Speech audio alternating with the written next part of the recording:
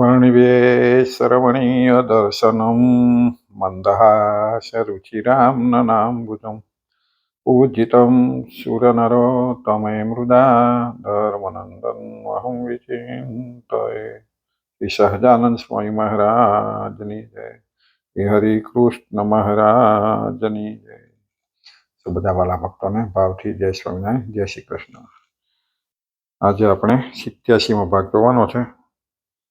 આગળ 86મા ભાગમાં 121મો શ્લોક જોતા હતા, અધૂરો છે।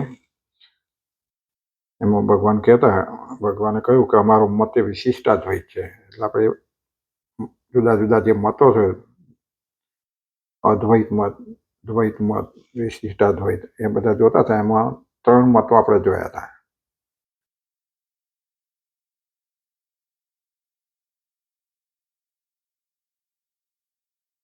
પહેલો અદ્વૈત મત જોયો હતો આપણે,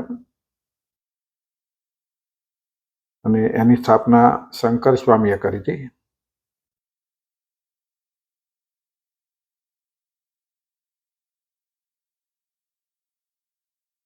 એના દોષ પણ જોયા હતા। ત્યાર પછી બીજો મત આપણે જોયો શુદ્ધાદ્વૈત, દ્વૈત ખરો પણ શુદ્ધ અદ્વૈત, શુદ્ધ અદ્વૈત, શુદ્ધાદ્વૈત એટલે શુદ્ધ અદ્વૈત, એ વલ્ભાચાર્યજીએ નો મત છે। એમાં પણ દોષ દેખાય, ભગવાન કે અમને પણ એમાં અમને મન નથી, એટલે અમને પ્રિય નથી, એને માન્ય રાખ્યો નહીં। પછી આ 2 અદ્વૈત હતા, અને હવે બીજો આવ્યો દ્વૈત સિદ્ધાંત, એ માધવાચાર્યની સ્થાપના કરેલી એની, ને એમાં પણ દોષ દેખાડ્યા। એટલે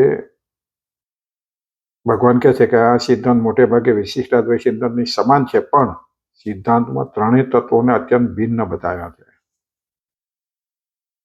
જીવ માયાને જે ઈશ્વર છે એ તેને તત્વોને ભિન્ન બતાવ્યા છે, અત્યંત ભિન્ન બનાવ્યા। 3 તત્વોનો પરસ્પર શું સંબંધ છે એ પ્રસ્થાપિત કરવામાં આવ્યો નથી। પરસ્પર એનો સંબંધ શું છે એ એમાં કહેલું નથી।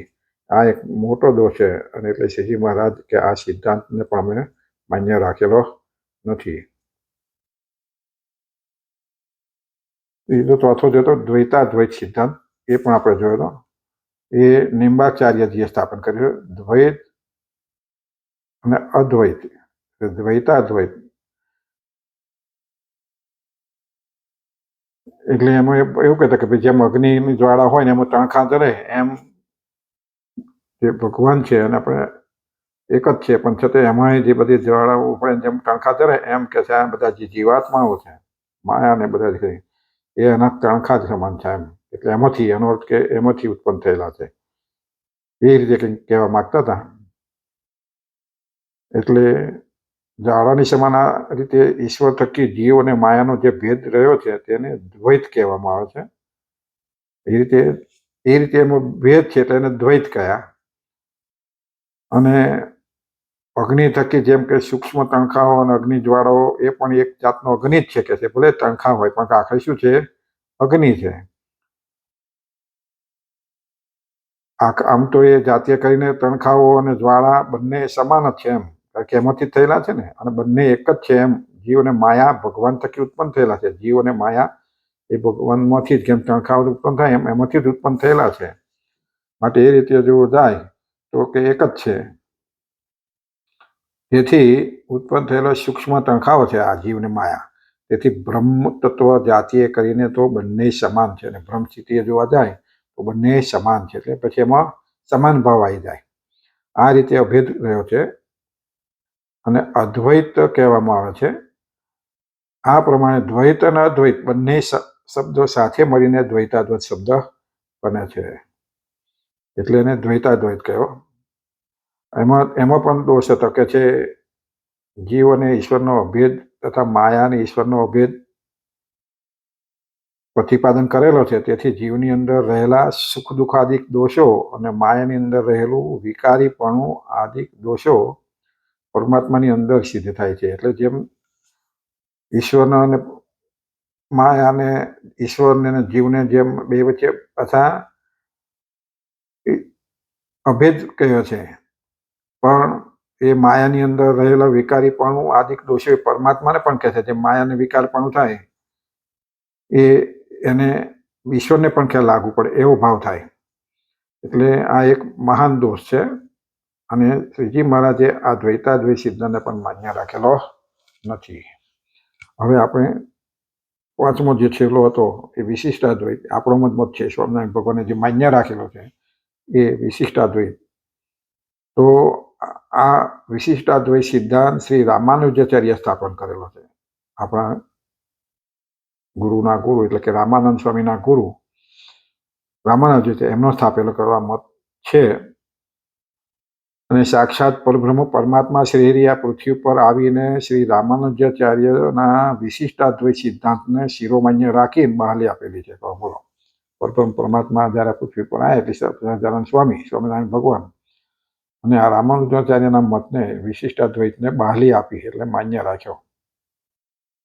આથી પહેલા કોઈ પણ પરમાત્માના અવતારોએ કોઈ પણ આચાર્યના સિદ્ધાંતને પૂર્ણપણે માન્યતા આપેલી હોય એવું કોઈ શાસ્ત્રમાં સાંભળવામાં આવતું નથી. આ પહેલા કોઈ ભગવાનના પરમાત્માના અવતારો થઈ ગયા છે એમાં કોઈ બહાલી આપેલું દેખાતી નથી, તો માન્ય રાખ્યું હોય એવું કોઈ શાસ્ત્રમાં પણ જાણવામાં આવતું નથી. એવું કોઈક શાસ્ત્રમાં સાંભળ્યું નથી. અને આ જ એક અદ્વૈત પ્રસંગ છે. આ જ એક અદ્વિતીય પ્રસંગ છે. સાક્ષાત પરમાત્મા શ્રી હરિએ વિશિષ્ટાદ્વૈત સિદ્ધાંતને શિરોમણી રાખેલો છે અને પરમાત્માએ પોતે જ આ મત શિરોમાન્ય કરેલો છે. આ વિશિષ્ટાદ્વૈત સિદ્ધાંતની અંદર તમામ શ્રુતિઓનું સન્માન કરવામાં આવેલું છે. કોઈ પણ શ્રુતિનો તિરસ્કાર કરવામાં આવ્યો નથી. જ્યારે અદ્વૈત સિદ્ધાંતમાં તો કેવળ અભેદ શ્રુતિઓનો જ સ્વીકાર કરવામાં આવ્યો છે. આની અંદર કે છે વિશિષ્ટાદ્વૈતમાં બધી જ શ્રુતિઓનો સ્વીકાર કર્યો છે, કોઈ અમાન્ય રાખી નથી. જ્યારે અદ્વૈત સિદ્ધાંતમાં તો કેવળ અભેદ શ્રુતિઓનો સ્વીકાર કરવામાં આવ્યો. અભેદ જે શ્રુતિઓ છે જેમાં ભેદ ન હોય એવી શ્રુતિઓનો જ સ્વીકાર કરવામાં આવ્યો છે. અને એ સિવાય બીજી જે વેદ શ્રુતિઓ, ભેદ શ્રુતિઓ તથા ઘટક શ્રુતિઓનો ત્યાગ કરવામાં આવે છે. અને એ સિવાય કે બીજી જે ભેદ શ્રુતિઓ, જે ભેદ બતાવી શ્રુતિઓ હોય અથવા ઘટક શ્રુતિઓ હોય એ શ્રુતિઓનો ત્યાગ કરવામાં આવ્યો છે. અને માધવાચાર્યના દ્વૈત સિદ્ધાંતમાં કેવળ ભેદ શ્રુતિનો જ સ્વીકાર કરવામાં આવ્યો છે. જ્યારે માધવાચાર્યનો જે દ્વૈત સિદ્ધાંત છે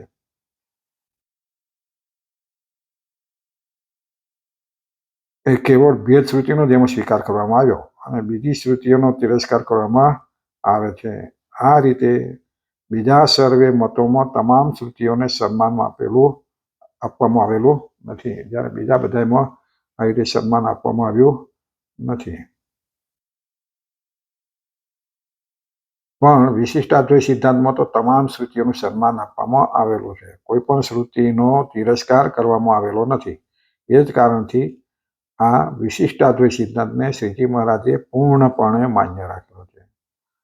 વિશિષ્ટાદ્વૈત રામાનુજીએ પ્રસ્થાપિત કર્યો અને એમની અંદર આ બધી શ્રુતિઓનું સન્માન કરવામાં આવ્યું. બધી શ્રુતિઓનો અંદર એનું ધ્યાન રાખવામાં આવ્યું. એને કોઈક શ્રુતિનો તિરસ્કાર કરવામાં આવ્યો નથી. એટલે જ શ્રીજી મહારાજે આ વિશિષ્ટાદ્વૈત મતને માન્ય રાખ્યો. વેદોમાં પરમાત્માને સિદ્ધ કરનારી મુખ્યપણે 3 પ્રકારની શ્રુતિઓ છે. પરમાત્માને સિદ્ધ કરનારી મુખ્યપણે 3 શ્રુતિઓ છે: ભેદ શ્રુતિ, અભેદ શ્રુતિ અને ઘટક શ્રુતિ. આ 3 શ્રુતિઓને આ વિશિષ્ટાદ્વૈતે સ્વીકારી છે. પણ વેદોની અંદર આ 3 શ્રુતિઓ બતાવી છે: ભેદ શ્રુતિ, અભેદ શ્રુતિ અને ઘટક શ્રુતિ. હવે એનું પાછું વિશિષ્ટ દરેક ભેદ શ્રુતિ કોને કહેવાય એ સતાનંદ સ્વામી બતાવે છે. એટલે આ શ્લોકનું વિવેચન વધારે લાંબુ છે. એટલે આપણે એક ભાગ જોયો હતો અને બીજો ભાગ હજુ પણ લાંબો થાય તો આપણે ત્રીજા ભાગમાં જોઈશું. જ્ઞાનોજ્ઞૌ દ્વાવજાવિષાનિશૌ ઇતિ. અને શ્રુતિ જીવ અને પરમાત્માનો ભેદ પ્રતિપાદન કરનારી છે. આ શ્રુતિ જે છે એ પરમાત્માનો ભેદ, જીવ અને પરમાત્માનો ભેદ પ્રતિપાદન કરનારી છે. ભેદ શ્રુતિ માટે એને ભેદ શ્રુતિ કહેવામાં આવે છે. પરમાત્માના જીવનો ભેદ રજૂ કરે છે, માટે એને ભેદ શ્રુતિ કહે છે. આ શ્રુતિનો એ અર્થ છે કે જીવ અજ્ઞાની છે, અલ્પજ્ઞ છે, પરમાત્મા સર્વજ્ઞ છે. જીવ અસમર્થ છે, પરમાત્મા સમર્થ છે. આ પ્રમાણે આ શ્રુતિમાં જીવ અને પરમાત્માનો ભેદ સ્પષ્ટ જણાય આવે છે. એટલે બેનો વચ્ચે ભેદ છે. આમ તો આગળ કહેવાય ને કે ભાઈ જીવને ઈશ્વર તત્વ હરખું લાગે કે કહેવામાં આવ્યું હોય, પણ બેમાં ભેદ બતાવ્યો છે કે જીવ કેવો છે તો અજ્ઞાની છે, જ્યારે પરમાત્મા એ જ્ઞાની છે. અલ્પજ્ઞ છે, થોડુંક જ જ્ઞાન છે, અને કંઈક સામાન્ય. જ્યારે સર્વજ્ઞ છે, ઈશ્વર શું છે? સર્વજ્ઞ છે, એને બધું જ્ઞાન છે. જીવ વિશેનું જ્ઞાન છે, આ સંસાર જંગમ જે બધું એનું બધું પણ જ્ઞાન છે. જીવ કદાચ જીવે પોતાના ખોરિયામાં હોય ત્યાં સુધી એનું જ્ઞાન હોય, પછીનું ગયા જન્મનું એને ભાન નથી, જ્ઞાન નથી. પરમાત્માને પોતાના અવતારોનું, જીવાત્માનું દરેકનું જ્ઞાન છે, એટલે એને આપણે સર્વજ્ઞ કહીએ છીએ. જીવ સમર્થ છે, આમાં અસમર્થ છે, અને પરમાત્મા સમર્થ છે. એટલે જીવ અસમર્થ, જીવ બધું પોતાનું ધાર્યું અથવા પોતાની શક્તિ, પોતાની કઈ બધું ધાર્યું કરી શકતો નથી, અસમર્થ છે. ઈશ્વર છે કેવા છે? સમર્થ છે, એ બધું જે કંઈ ઈચ્છા આવે એમ કરી શકે છે, એટલે સમર્થ છે. એટલે આ રીતે એમાં ભેદ બતાવ્યો છે, એટલે એને ભેદ શ્રુતિ કહેવામાં આવે છે. હવે અભેદ શ્રુતિ, સર્વ ખલ્વિદમ બ્રહ્મ ઇતિ તત્વમસી ઇતિ. આ બંને શ્રુતિઓમાં પહેલી શ્રુતિ જળ, જગત અને પરમાત્માનો અભેદ પ્રતિપાદન કરનારી છે. આ બંને શ્રુતિઓમાં પહેલી શ્રુતિ જે છે કઈ ભેદ શ્રુતિ, એમાં જળ, જગત અને પરમાત્માનો અભેદ પ્રતિપાદન કરનારી છે.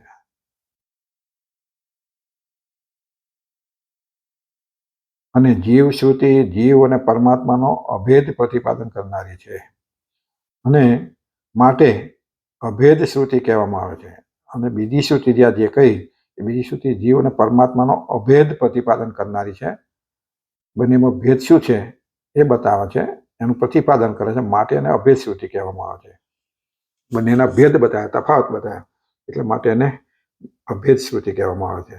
આ બંને શ્રુતિઓમાં પ્રથમની શ્રુતિને એ અર્થ છે કે આ સંપૂર્ણ જગત પરમાત્મા છે, અને બુદ્ધિ શ્રુતિનો એ અર્થ છે કે ઉદ્દાલક મુનિ શ્વેતકેતુને કહે છે કે હે શ્વેતકેતુ, તો તું તે છો, અર્થાત તું તે ઈશ્વર છો.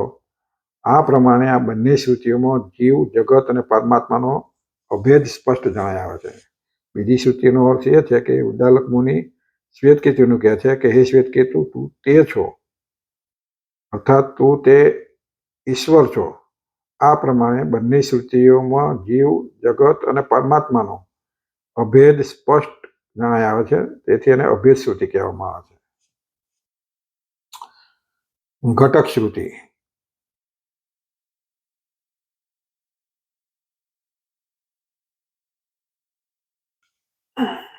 ય પૃથ્વ્યામ તિષ્ઠન પૃથ્વ્યા અંતરો યમ પૃથ્વી ન વેદ યસ્ય પૃથ્વી શરીરમ ઇતિ ય આત્મની તિષ્ઠનાત્મનો અંતરો યમાત્મા ન વેદ યસ્યાત્મા શરીરમ ઇતિ.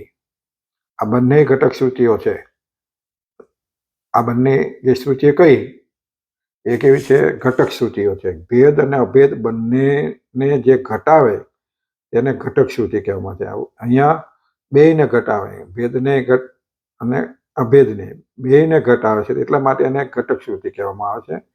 વેદમાં ભેદ શ્રુતિ અને અભેદ શ્રુતિનો જ્યારે વિરોધ ઉપસ્થિત થાય છે, ત્યારે ઘટક શ્રુતિ ભેદનું તથા અભેદનું અર્થઘટન કરી અને ભેદ શ્રુતિના તથા અભેદ શ્રુતિના વિરોધને શાંત કરે છે, બંનેના ટકરાવને નિવારે છે. એટલે જ્યારે અભેદ ને ભેદ શ્રુતિઓ કહી તો કે બંનેમાં વિરોધ ઉત્પન્ન થાય, ત્યારે આ જે ઘટક શ્રુતિ છે એ બેનું સમાધાન કરી આપે છે. કહેવાનો અર્થ છે કે બેનો અર્થ કરીને બેને માન્ય રાખે છે. પેલા બે એકનું જ કે ભેદ એટલે અભેદ, ભેદ એટલે ભેદ, ત્યારે બેને સ્વીકારીને બેના વિરોધને શાંત કરે છે, બંનેનો ટકરાવને નિવારે છે. આ ઘટક શ્રુતિઓમાં પહેલી શ્રુતિનો એ અર્થ છે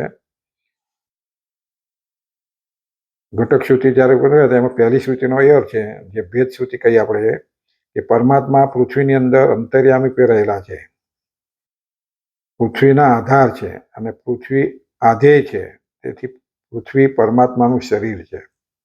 એટલે એનો અર્થ એવો કર્યો છે કે પહેલી શ્રુતિમાં, ભેદ શ્રુતિમાં પરમાત્મા પૃથ્વીની અંદર અંતર્યામી રહેલા છે. અંતર્યામી એટલે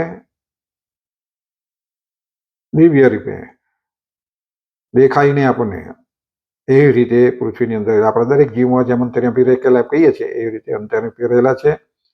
અને પૃથ્વીનો આધાર છે, પૃથ્વી આદ્ય છે, એટલે પૃથ્વી એ આધાર વગર રહી શકે નહીં. પૃથ્વીનો આધાર પરમાત્મા છે, એ પરમાત્મા આધાર છે, પૃથ્વી આદ્ય છે, તેથી પૃથ્વી પરમાત્માનું શરીર છે. અને એટલે એની અંદર જો પરમાત્મા હોય, જેમ આપણા શરીર છે, આપણો અંદર આત્મા છે, એમ પૃથ્વી એ શરીર થઈ જાય છે, પરમાત્મા એમાં રહેલા છે. એટલે જેમ આપણા જીવમાં પણ ઈશ્વર રહેલા છે, એટલે ભગવાન માટે જીવ પણ એ પરમાત્માનું શરીર છે, એમ આ પૃથ્વી એ પરમાત્માનું શરીર છે. અને પરમાત્મા શરીરી આત્મા છે, એના માટે એનો આત્મા છે. અને બીજી શ્રુતિનો એ અર્થ છે કે પરમાત્મા જીવાત્માની અંદર અંતર્યામી રહેલા છે, જીવાત્માના આધાર છે અને જીવાત્મા આધેય છે.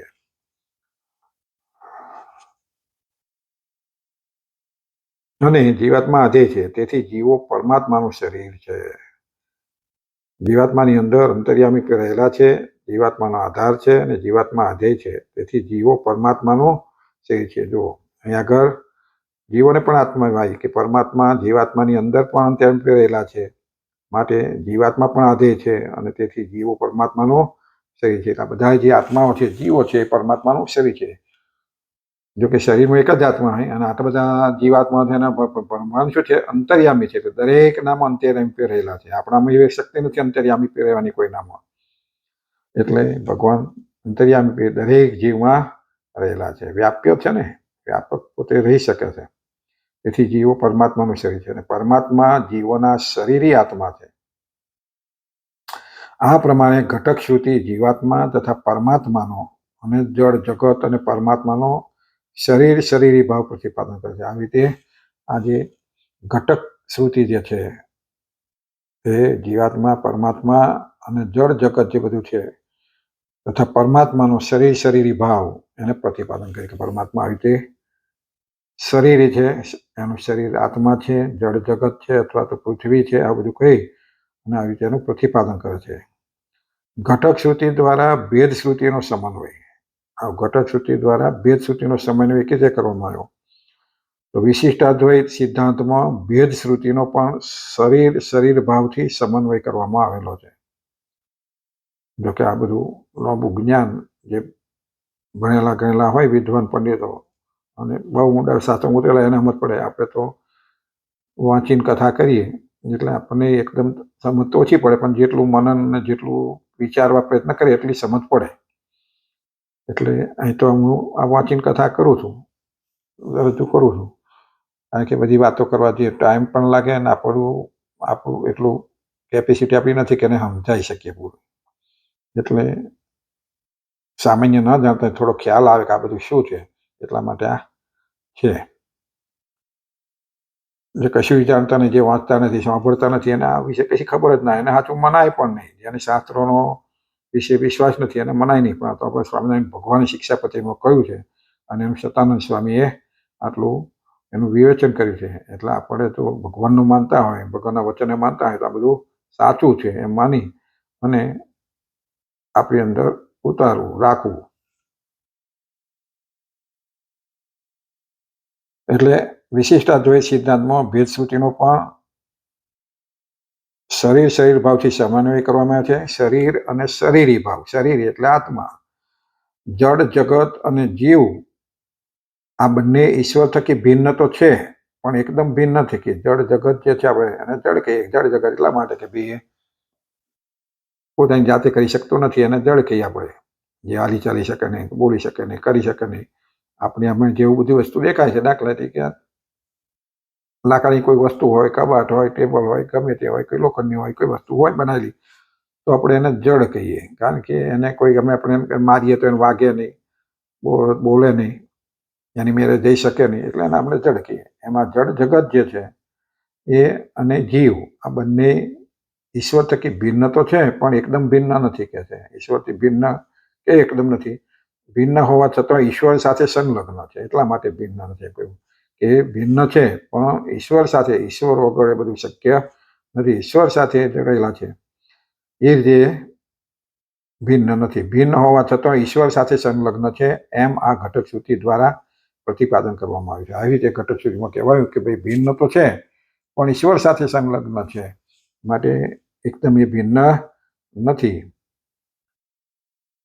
જેમ આપણું આ પંચભૂતનું શરીર છે, એ શરીર અંદર રહેલા શરીરી આત્મા થકી તત્વે કરીને પૃથક હોવા છતાંય આપણે શરીરને જીવાત્મા પણ પૃથક કરી શકતા નથી. આપણે એ શરીરને જીવાત્મા થકી પૃથક કરી શકતા નથી. તેમાં આપણું આ શરીર તત્વ આધેય છે અને જીવાત્મા તત્વ શરીરનો આધાર છે.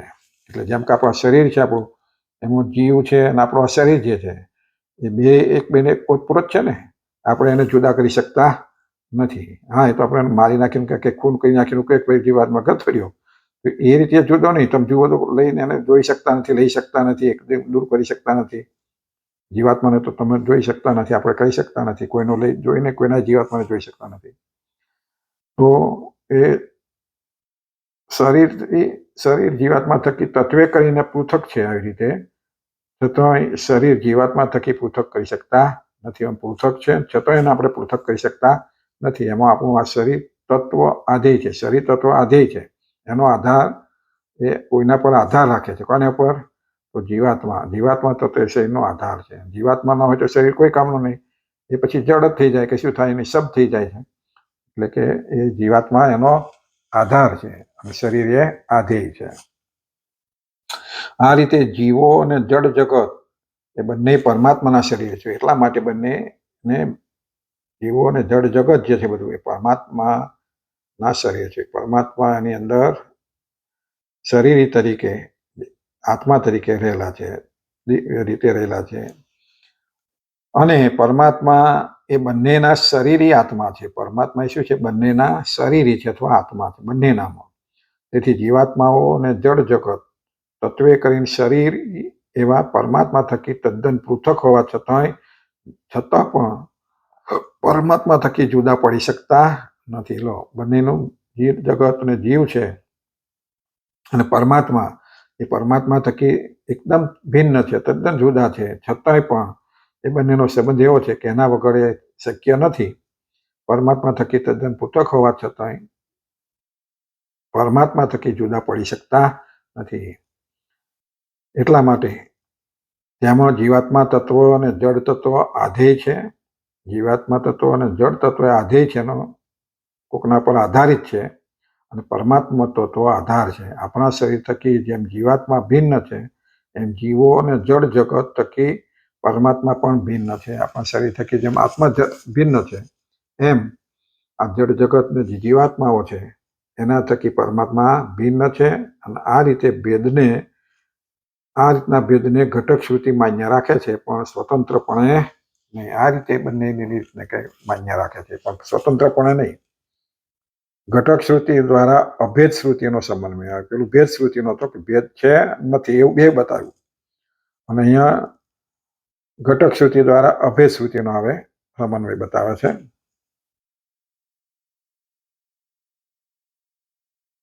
જેમ આપણું શરીરને જીવાત્માનો અવિનાભાવ સંબંધ રહેલો છે, આપણું શરીરને જીવાત્માનો અવિનાભાવ સંબંધ રહેલો છે, અર્થાત પરસ્પર અભેદ સંબંધ રહેલો છે. અવિનાભાવ એટલે અભેદ સંબંધ. જીવાત્મા અને શરીરનો જે અભેદ સંબંધ છે, એમાં આપણા શરીરનું અસ્તિત્વ જીવાત્માને લઈને છે. આપણા શરીરનું અસ્તિત્વ શાને લીધે છે? જીવાત્મા. જો જીવાત્મા ના હોય તો આપણે એ શરીર શું થાય છે? વહેલું મોડું તરત ગંધે ઉઠે છે, સળી જાય છે, પછી બહુ નાખેલો તો રાખ થઈ જાય છે, અથવા તો બાળો તો એને રાખ થઈ જાય, તો ડાબી દો તો ધૂળ ભેગું ધૂળ થઈ જાય છે. એ રીતે જીવાત્મા વગર શરીર રહેતું નથી. જીવાત્મા હોય તો જ શરીર એવું રહે. એક તો બધા આપણા શરીરો આપણા બધા કેટલાય ભેગા કરી મેળા. જો રહેતું હોત તો આપણા રાખવા માટે તો બધા રાખી મૂકો જ ને, કેટલાય ભેગા થાત, પણ એ રહેતું નથી. જેમાં આપણું શરીર અસ્તિત્વ જીવાત્માને લઈને છે. જીવ વિના આપણા આ શરીરનું અસ્તિત્વ નથી. જ્યારે શરીરમાંથી જીવ નીકળી જાય છે ત્યારે બીજા ક્ષણમાં જ શરીરનું અસ્તિત્વ મટી જાય છે. જીવ નીકળી જાય એટલે શરીરનું અસ્તિત્વ મટી જાય છે અને બાળી મૂકવું પડે છે. તો પછી આથી બાળી મૂકવું પડશે, કારણ કે રહેતું નથી. રહેતું હોય તો આપણે રાખી મૂકવું, પણ રહેતું નથી એટલે તરત કે છે બીજી ક્ષણે એનું અસ્તિત્વ મટી જાય. પછી એને આપણે શરીરે નહીં કહેતા, પછી આપણે એને શું કહીએ છીએ? સબ કહીએ છીએ. પછી એનાથી આપણે બધા દૂર ભાગીએ છીએ. જો એમને એમ હોય ને ઘરમાં રાખે તો બીક લાગે, એ ભૂત થાય તો એવું બધું બીક લાગે. એટલે બીજી તરીકે આપણે એનું શરીર અસ્તિત્વ મટી જાય છે. તરત બીજી ક્ષણે એને આપણે સબ કહીએ છીએ. અને સબનું અસ્તિત્વ આવી જાય છે. આ રીતે જીવાત્માને લઈને જ શરીરનું અસ્તિત્વ છે. એટલા માટે જીવાત્માને લઈને જ જીવનું અસ્તિત્વ છે. જ્યાં સુધી શરીરી જીવાત્મા છે ત્યાં સુધી જ શરીર છે, અને શરીરી જીવાત્મા જો નથી તો શરીર પણ નથી. શરીર તો એને દેખાતું હોવા છતાં, એનું એ જ દેખાતું હોવા છતાં જીવાત્માના અભાવને કારણે તેને આપણે સદ કહેવાય છે અથવા કહીએ છીએ કે એનું એ જ શરીર છે, બદલાઈ જતું નથી. પણ તરત આપણે એને જીવાત્મા નથી એટલે એને પછી સબ કહીએ છીએ, મળદું કહીએ છીએ. આ પ્રમાણે આપણું શરીર અને જીવાત્મા આ બંનેનો અભેદ સંબંધ રહેલો છે. આ રીતે આપણું શરીર અને જીવાત્મા આ બંનેનો અભેદ સંબંધ રહેલો છે. તેથી હું મનુષ્ય છું, હું દેવ છું. આ વાક્યોમાં મનુષ્ય અને દેવ આ બંને શરીરવાચક શબ્દો છે. શરીરવાચક શબ્દ છે. હું દેવ છું, મનુષ્ય છું એ ક્યારે કહો છો? એની અંદર શબ્દવાચક છે. એટલે બધા મનુષ્ય છો તો એને શબ્દવાચક કહેવાય કે હું મનુષ્ય છું, શરીર છું. આ બે પાડું છે કે ગાય છે એ શું છે? શરીરવાચક. છતાંય અભેદ સંબંધને કારણે શરીરથી વિશિષ્ટ એવા જીવાત્માના વાચક બંને છે. જીવાત્માના વાચક છે બંને કે છે શરીરવાચક શબ્દો છે અને અભેદ છે.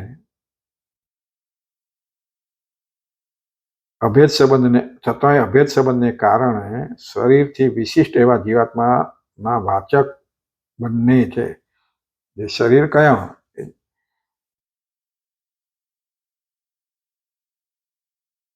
જડ અને જીવ એ અભેદ કયા, છતાંય પણ શરીરથી વિશિષ્ટ એવા જીવાત્મા, શરીરથી બધા એના જડથી એના વિશિષ્ટ છે એવા જીવાત્માના વાચક બંને છે.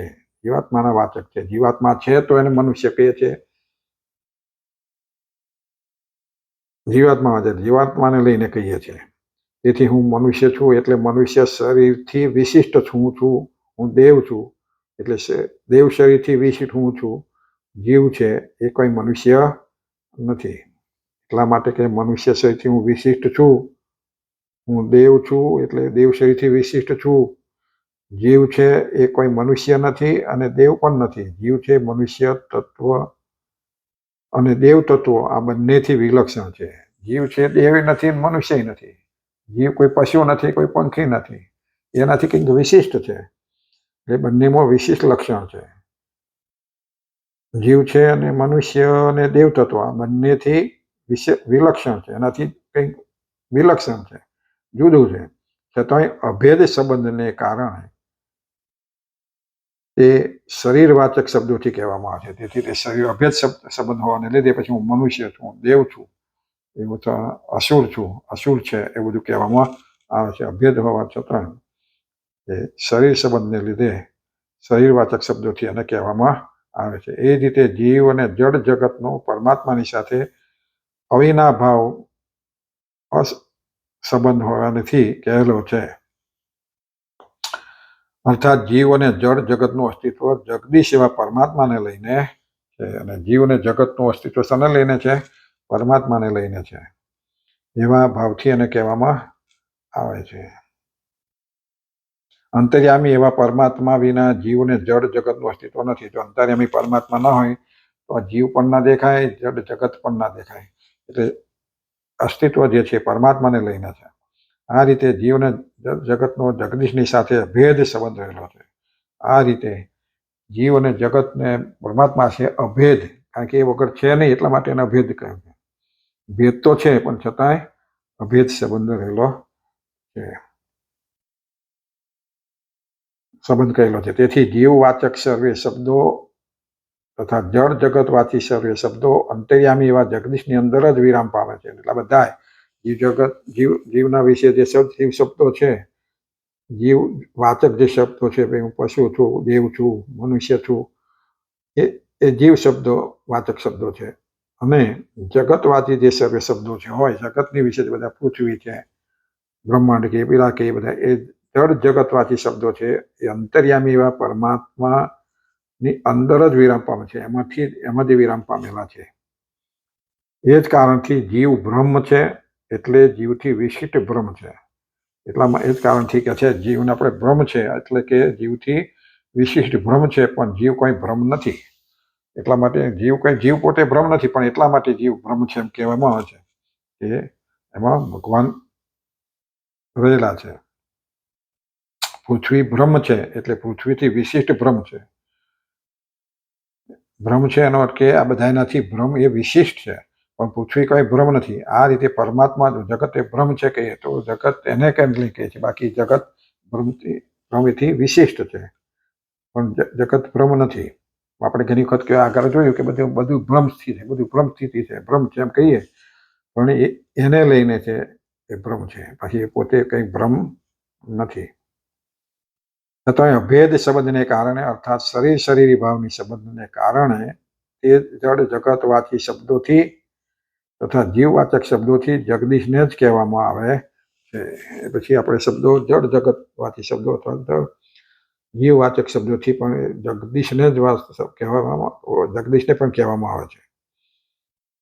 વસ્તુતઃ જડત્વ અને જીવત્વ થકી જગદીશ એવા પરમાત્મા વિલક્ષણ છે. વસ્તુતઃ ગતે તો પાછા બેથી કેવા છે, વિશિષ્ટ લક્ષણ છે. એમનાથી જળ જગત અને જીવત જેવા લક્ષણ બધા લક્ષણ એમનામાં નથી. આપણા જેવા લક્ષણ એમનામ છે ખરા, પણ એમનામાં વિશિષ્ટ લક્ષણો છે. એ લક્ષણો જે વિશિષ્ટ છે આપણા જળ જગતમાં અથવા જીવમાં નથી. માટે તેનો પરમાત્માની સાથે અભેદ સંબંધ છે. માટે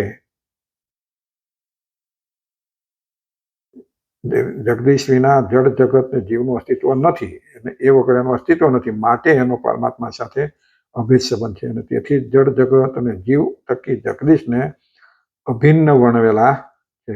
આ પ્રમાણે ઘટક શ્રુતિ શરીર અને શરીર ભાવથી અભેદને પણ માન્ય રાખે છે. આવી રીતે ઘટક શ્રુતિ જે છે શરીર અને શરીર ભાવથી અભેદને પણ માન્ય રાખે છે. અને ભેદ શ્રુતિ અને અભેદ શ્રુતિનો જે વિરોધ ઉપસ્થિત થાય છે તેને શાંત કરે છે. આ ઘટક શ્રુતિ છે, ભેદ અને અભેદ શ્રુતિનો જે વિરોધ છે એને દૂર કરે છે. તેને સમજાય તો પૂરું સમજાય, બાકી સમજાય નહીં, તેને શાંત કરે છે. આ પ્રમાણે વિશિષ્ટાદ્વૈત સિદ્ધાંતની અંદર તમામ શ્રુતિઓનો સમન્વય કરવામાં આવેલો છે. એ જ કારણથી આ વિશિષ્ટાદ્વૈત સિદ્ધાંતને શ્રીજી મહારાજે શિરોમાન્ય રાખેલો છે. આ રીતે વિશિષ્ટાદ્વૈતે એ તમામ શ્રુતિઓના ત્રણેય શ્રુતિઓ જે કહી, ઘટક શ્રુતિ, અઘટક શ્રુતિ, અદ્વૈત શ્રુતિ અને એ શ્રુતિઓ ત્રણેય શ્રુતિઓને અહીં આગળ સમન્વય કર્યો છે. માટે વિશિષ્ટાદ્વૈત સિદ્ધાંતને શ્રીજી મહારાજે માન્ય રાખેલો છે. ભેદ શ્રુતિ, અભેદ શ્રુતિ અને ઘટક શ્રુતિ.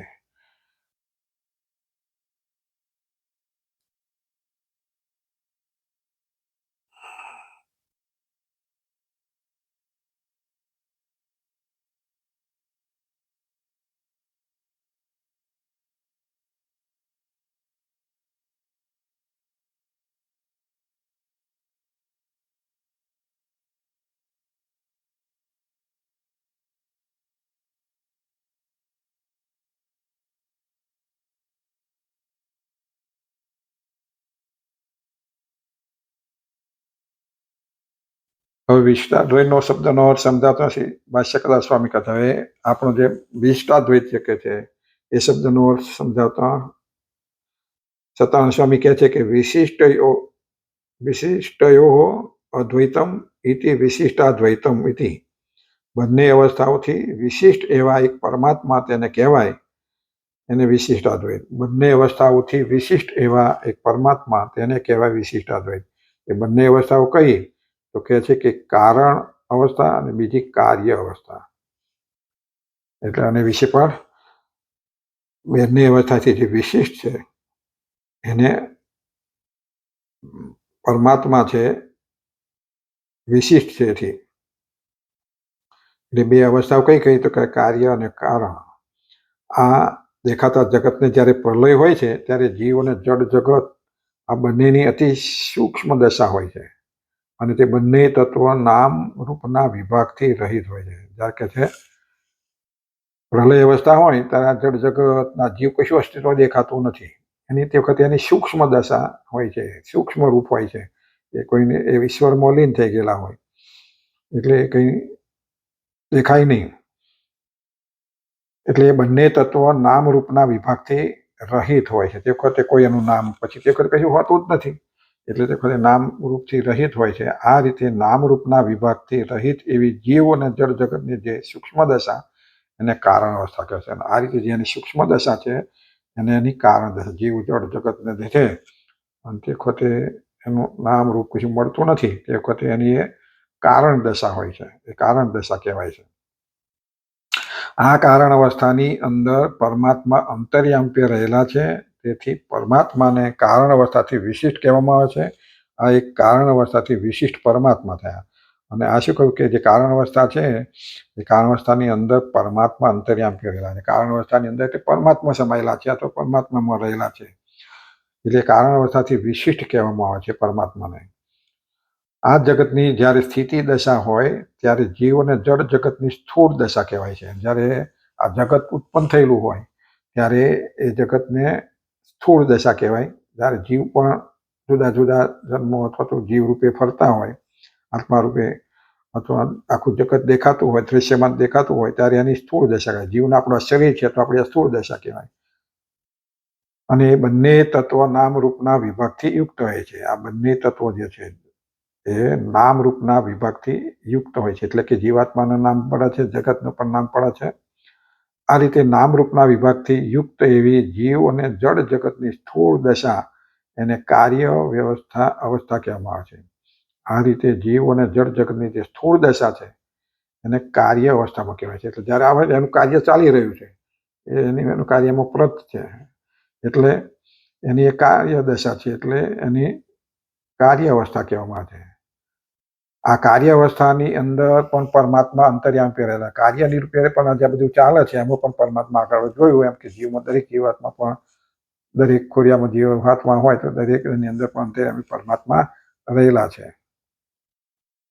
એથી પરમાત્મા કાર્યાવસ્થાથી વિશિષ્ટ કહેવામાં આવે છે. અને એથી પરમાત્માને કાર્યાવસ્થાથી વિશિષ્ટ કહેવામાં છે. આ બીજી કાર્યાવસ્થાથી વિશિષ્ટ પરમાત્મા થયા. આ રીતે બંને અવસ્થાઓથી વિશિષ્ટ પરમાત્માનો જ અદ્વૈતાભાવ અર્થાત એકતા તેને કહેવાય છે. અર્થાત અકતા તેને એકતા કહેવાય છે. વિશિષ્ટ અદ્વૈત. આ બીજી જે કાર્યાવસ્થા વિશિષ્ટ પરમાત્મા થયા એટલે એ રીતે બંને અવસ્થાઓથી વિશિષ્ટ પરમાત્માનો જે અદ્વૈત ભાવ અર્થાત એકતા તેને કહેવાય છે. એકલા એમ કહેવાય. અદ્વૈત ભાવ દ્વૈત નથી એટલે અદ્વૈતતા એટલે વિશિષ્ટ અદ્વૈત કહેવાનો. પ્રલય સમયે સૂક્ષ્મ દશાને પામેલા જીવો અને જડ તત્વો જે માયા તેથી વિશિષ્ટ એવા જે પરમાત્મા હતા એ જ પરમાત્મા સૃષ્ટિ સમયે એકોહમ ભવિષ્યામ પ્રજાએ ઇતિ આ રીતે પોતે જ સંકલ્પ કરીને સ્થૂળ દશાને પામેલા જીવો અને જળ જગતની વિશિષ્ટ બની જાય છે. તે વખતે જ્યારે પ્રલય અવસ્થા થાય ત્યારે પરમાત્મા આગળ કહ્યું ને આગળ એક આવો શ્લોક આવ્યો છે કે એકોહમ ભવિષ્યામ પ્રજાએ, ત્યારે હું એકલો જ રહું છું એમ. બધા જળ જગતને જે જીવો છે બધા એ સ્થૂળ દશાને પામી જાય. સંકલ્પે કરીને સ્થૂળ દશાને પામેલા જીવો એ જળ જગતથી વિશિષ્ટ બની જાય. આ પ્રમાણે પરમાત્મા પ્રલય સમયે જીવ અને માયાથી વિશિષ્ટ હોય છે અને સૃષ્ટિ સમયે પણ જીવ અને માયાથી વિશિષ્ટ જ હોય છે. નથી જ્યારે જીવને પ્રલય થઈ જાય તે સૂક્ષ્મ થઈ જાય ત્યારે પણ વિશિષ્ટ હોય છે. અને જ્યારે પાછા સ્થૂળ ભાવમાં બધા ઉપજે છે ત્યારે પણ પરમાત્મા વિશિષ્ટ જ હોય છે. જીવ અને માયા પરમાત્માના અપૃથક વિશેષણો છે. જીવ અને માયા એ પરમાત્માના અપૃથક વિશેષણો છે. પરમાત્માના એક વિશેષણો છે. પરમાત્માથી ક્યારેય પણ જુદા પડી શકતા નથી જીવ અને માયા. પરમાત્માથી જુદા પડી શકતા નથી. અને પૃથક અપૃથક વિશેષણથી જે યુક્ત હોય તેને વિશિષ્ટ શબ્દથી કહેવામાં આવે છે. અપૃથક વિશેષણોથી જે હોય જેને પૃથક ના કરી હોય, પૃથક કઈ ધ્યાન રાખતા નથી, એને વિશિષ્ટ શબ્દથી કહેવામાં આવે છે. એટલા માટે વિશિષ્ટ શબ્દથી એને કહેવામાં આવે છે. સમજાતો કે છે સાધારણ કે જેમ પુષ્પમાં સુગંધી રહેલી છે તે સુગંધને પુષ્પથી જુદી પાડી શકતી નથી.